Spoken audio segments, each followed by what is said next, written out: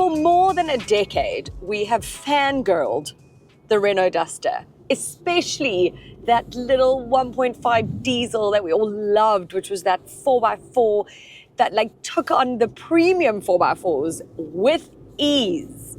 It just had the most delightful sort of charm about it. It was like a cheap and cheerful 4x4.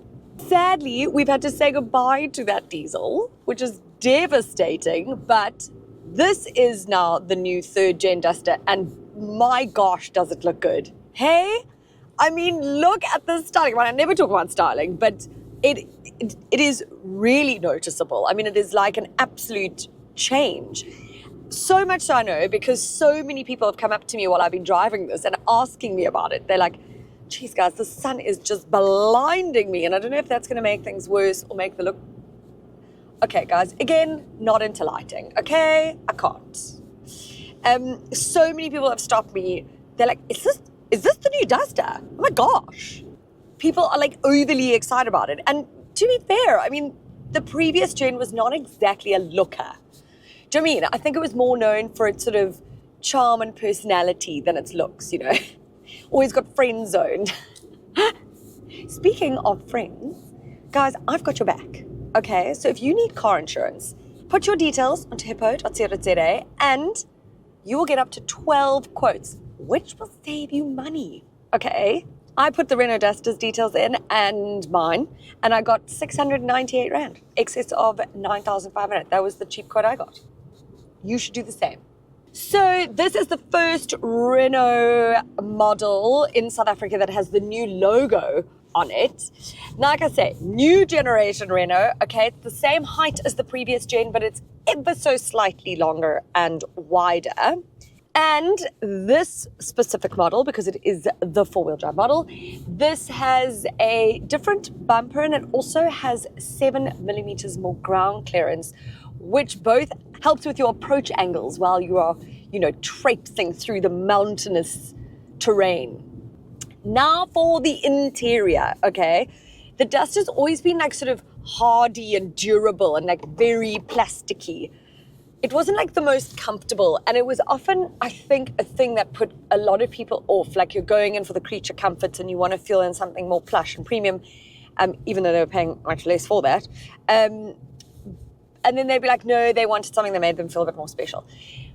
The point with Duster, and the same goes for this. This is the same. I think it's much better actually than the previous gen. I think it looks really great. Yes, it's got the hard plastics, but I kind of like that about that. Again, adds to the charm of it. You're supposed to be able to like hose this bugger down. Do you know? It's not supposed to be precious. Okay? And that's what I love, that Renault has stuck to that when it comes to this interior, which is also very sleek, very clean. It's got like the most important buttons for your climate control here, so you don't have to do that in the screen. It's got a 10.1 inch touchscreen, which is got wireless Apple CarPlay and Android Auto. So easy to pair. I've had no issues with it. The graphics are great. It's very, very intuitive. I'm going to go straight because that grinding is annoying me. Sorry. But interestingly, the volume button, I don't think I've really ever seen this before. Maybe on another Renault, actually. I can't recall right now. But the volume button's up here on top of the screen. Took me a decade to find it, let me tell you. But when I did, I was thrilled. Then I was like, I can't believe they don't have it on the steering wheel. And then I forget, Renault's got this little like indicator stalk down here, and that's got all your other things. I find it a little bit strange and finicky and confusing and whatever. But I think once you've very much familiarized yourself with it, it's easy peasy. Is it easier than the little button on the screen?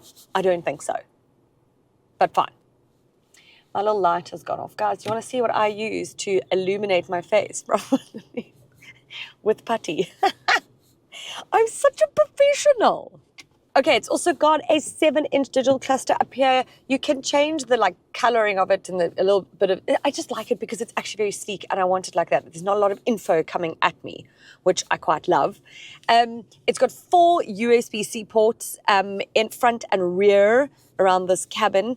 Now, I know that there's a wireless charger, but it's not on this spec.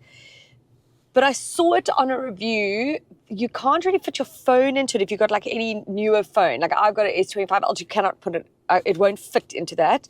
But it does fit, it's got like a little shelf here for my phone, which I quite like. Very easy to forget it again. I said that about one the other day that I had. Now, this car is practical as always. It's got the rubber mats. It's got like a lightning, I don't know what that is. It's like a yellow streak across it. Looks pretty cool. Great if you've got dogs or kids and there's sand and stuff getting in and out of here. You just throw those things out, spray them down and off you go. Again, not a precious car. It's sort of a car for adventurers or people who aren't as A-type personality as I am. Although this is actually quite a great car for an A-type personality because it's not precious. I don't have to worry too much about it. If I had a car that had like beautiful, like, you know, light interior that was like suede, not a vibe. So the boot is 444 litres on this, the four-wheel drive. I think the 4x2 is slightly bit bigger, but you do have a full-size spare in the boot, which is great. Rear legroom is fine. If I sit behind myself, it's fine, but I'm not tall at all. And so for tall adults, it might be a bit of a prob, but kids and sort of young adults, etc., no problem in the back there. So it does very much work as a family car if you've got young kiddlewinkles, you know? And then it's a 60-40 split at the back there. Yeah. 3 seat belts, no lap belts, 2 sets of ISOFIX. And the seats are quite comfy considering what they used to be like. I don't know if that's really saying much because they weren't particularly comfortable in the previous gen, but they are very comfortable now. Now let's talk about the Ellie in the room, hey? The lack of diesel. Now, European Union has said no. Renault, curb that carbon footprint. You're no longer bringing diesels in or doing diesel. And so we've had to say, bye, Felicia. Do people still say that? I don't even know where that came from. And it is a shame, but it's a shame all around. Like diesels are just becoming extinct for this very reason. There's nothing we can do about it, unfortunately, at this point. So what you do get instead are 2 engine choices, both turbo petrols. You've got a 1.3 litre 4-cylinder. That's in the 4x2 models. This has a 1.2 litre 3-cylinder. And this is mated to a 6-speed manual. You cannot get it with an auto, which is a bummer. The others you can. Dual clutch, you've got that in the 4x2 models. I don't understand why they haven't. I wasn't at the launch. I wasn't able to go, so I couldn't ask the question. So I could ask it now. But it would be great to have a auto option.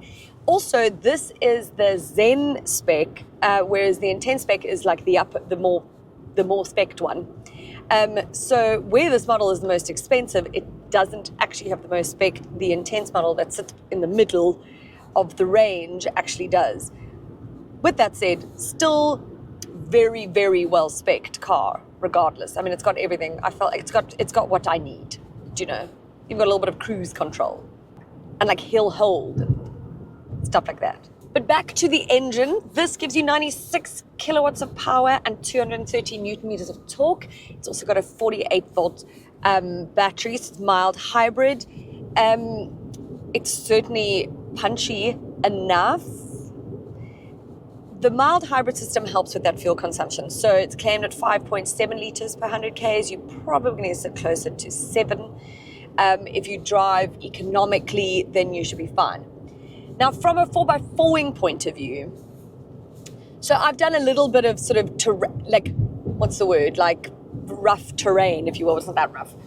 And this car is, again, it's really capable for those off-roading adventures that you want to do. Like if you're going to go find the perfect wave up the West Coast and you need a car to get you there, that's going to do it. Like maybe not so great with sand. That's going to come down to more like the technicality of, or the technical ability of the driver, to be fair. Like I would have no problem,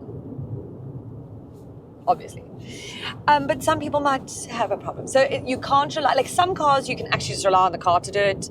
And you like no skill required. Whereas this, you're going to need skill. So it's maybe not up there like Jimny matched when it comes to 4x4. Like that car is like capable of just about anything. This is not in that same league, but it's not far off. It's got a lovely ride this time around, thankfully, because it's now based on the CMFB platform. Also, wind and road noise, not bad at all on the highway currently, and I feel like it's all fine. There's a bit of wind noise on these mirrors and stuff, but my gosh, I've heard worse. So this model is at 550,000 Rand. Again, don't forget, it's not an auto, and at that price, I'd want an auto, and it's also not the top of the range trim level. It's the Zen trim level, which is below that.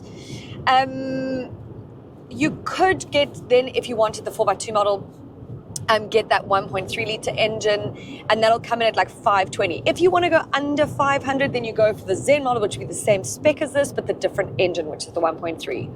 I mean, either way, I think you're getting quite a lot in terms of its like sort of off-roading capability. Even the 4x2 model, if you just do like a bit of gravel and stuff like that, that car's fine. Most cars we go on gravel with don't even have any form of all-wheel drive system whatsoever, and we're fine. Okay. This has also got like all the safety features that you want. So I'd say that this is maybe not as value for money as it used to be, only because the landscape has changed. Not necessarily this car has become worse by any means. But you've now got, this never used to have a rival, but now you can actually, it does have rivals, especially in this price range now. So you can get yourself a Corolla Cross, which is, you can get the hybrid model. You can also get like the Chery Tiggo 7 Pro, which comes with an all-wheel drive system as well. And so because it's no longer, it's now a bit more mainstream, and it's not as sort of no nonsense, fuss-free, just like durable 4x4 that is budget friendly. It's no longer that. So in that way, it's lost its charm for me ever so slightly. But at the same time, I can say that it is a better car than it was before, for sure. The drive is marvelous. The interior is lovely. So it remains a favorite of mine, and I would still recommend it, especially for that adventurer. Like I say, I know I can actually picture the customer for this. Like, so often I get a certain customer who wants a family car, and I can tell you that that is not this customer. I can almost picture them. I'm not going to say because it feels like I might be insulting them. This is for, again, like the person who really does do adventurous stuff on the weekend, whether it's hiking or biking or surfing or whatever. And if it's family, they do it together and they go out and they're not worried about mess and fuss and worrying and like throw the dogs in the back and no issues. Kind of like the Subaru Forester has that same vibe for me. I love that car. I love it for what it is. No nonsense. And the Duster remains that for me, even though it's a little bit more mainstream now. You decide.